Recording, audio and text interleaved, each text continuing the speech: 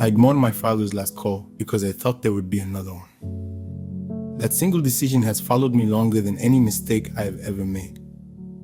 People often talk about regret as if it arrives all at once. It doesn't. Regret arrives in pieces. A song that reminds you of someone, an old photograph you were not looking for, a family gathering where one chair stays empty, a phone call you can never return.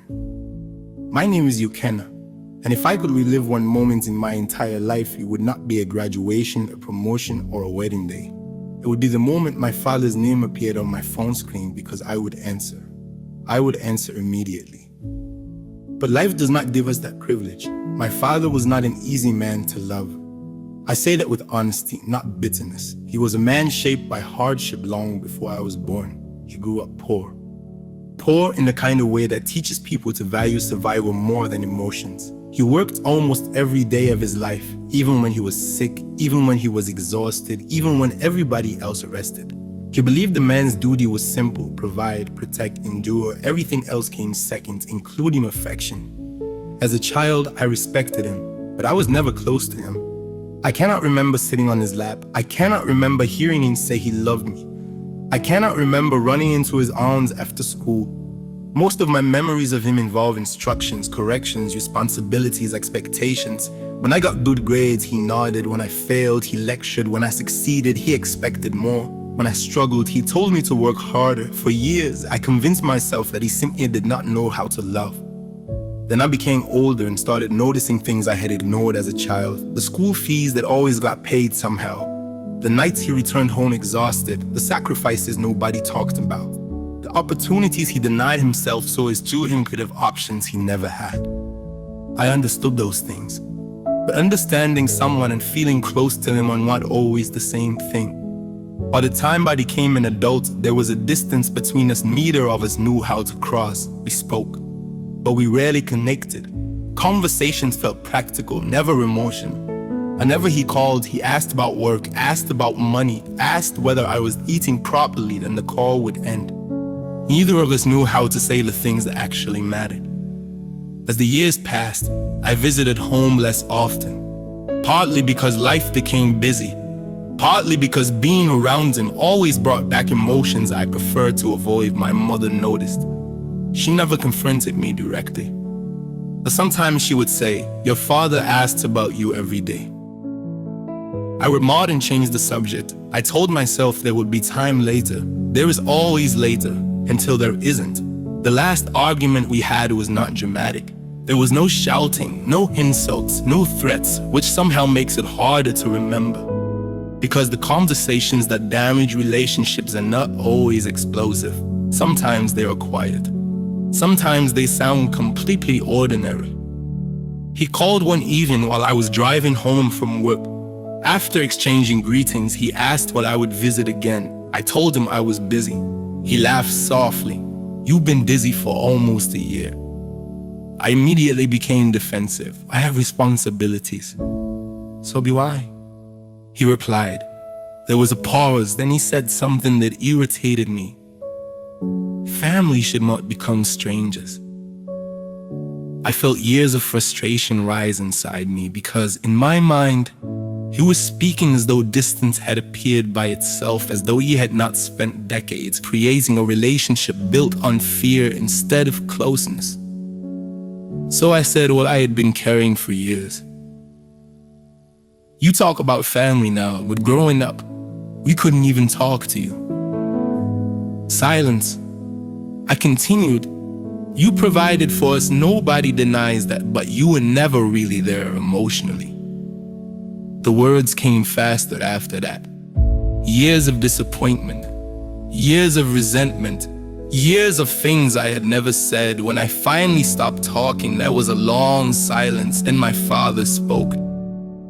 His voice sounded smaller than usual. "Uchenna, I did the best I know." I wish I could tell you those words softened me. They didn't. At least not then, because hurt people often judge others by what they fail to give rather than what they struggle to provide. I ended the conversation politely, but coldly. 3 weeks passed without us speaking. 3 weeks, that number haunts me now, because it sounds so short, yet it became the final chapter of our relationship. And came Thursday, an ordinary Thursday, the kind of day nobody remembers until tragedy attaches itself to it. I was at work, deadlines, meetings, phone notifications, the usual noise of adult life. And my phone lit up, Daddy. I stared at the screen. Immediately I felt resistance. Not because I hated him, not because I wanted revenge. I was simply tired. Tired of unresolved emotions. Tired of pretending everything was normal. Tired of carrying conversations that never went anywhere. The phone kept ringing. I watched it. My thumb hovered near the screen, then I put the phone down. I'll call them later, I thought. The ringing stopped, and life continued, at least for a few hours. That evening became busy. Then night arrived. I forgot. The next morning, my phone rang again. This time it was my mother. The moment I answered, I knew something was wrong. People rarely understand how quickly bad news announces itself. Sometimes before a single word is spoken, her breathing sounded strange, broken, uneven. Then she said my name the way only a grieving person can. Uchenna.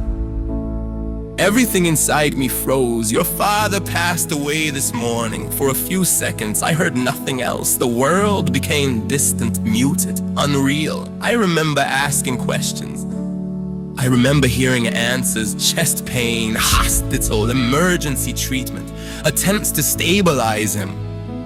But most of those details disappeared immediately. Only one thing remained. He asked for you? I stopped breathing for a moment. What? My mother's voice cracked. He asked your sister to call you. The room suddenly felt too small. My father's missed call flashed through my mind instantly. That call. That exact call. The one I ignored. The one I planned to return later. The one that would never come again. At his funeral, people shared stories I had never heard. Stories about kindness, generosity, sacrifices, quiet acts of compassion. I listened in disbelief. It felt like everybody knew parts of my father that I never did. For the first time, and I began understanding something painful. Parents are often larger than the role they play inside our lives. Children see only one version. The world sees many others. After the burial, my mother handed me his phone. For days, I could not bring myself to look through it. When I finally did, I found something I was never supposed to see. An unsent message. A draft, written shortly before his death. It said, "My son, I know we have not always understood each other. I wanted us to talk. Life is too short to carry misunderstandings. If I hurt you, I am sorry. I have always loved you, even when I did not know how to show it." I stared at those words until the screen blurred. Then I cried harder than I cried at the funeral. Because funerals help us accept death. But regret is different. Regret keeps asking questions. What if I had answered? What if I had called back immediately? What if we had spoken one last time? What if I had finally heard the apology he never got to send? Years have passed since then. The grief became quieter, but it never disappeared. Even now, whenever my mother calls, I answer. If my siblings call, I answer. If someone I love reaches out, I try not to delay. Not because every call is important, but because one day an ordinary call might become the last opportunity you never knew you were being given. And if this experience taught me anything, it is this: love should never be postponed until a better time. Some conversations cannot wait for pride. Some apologies cannot wait for perfect timing. Some people leave while we are still planning to call them back. I missed one phone call. Only one. Yet years later, I still carry the weight of the words I never got to hear and the words I never got to say. And that is how a few seconds of silence became the longest regret of my life.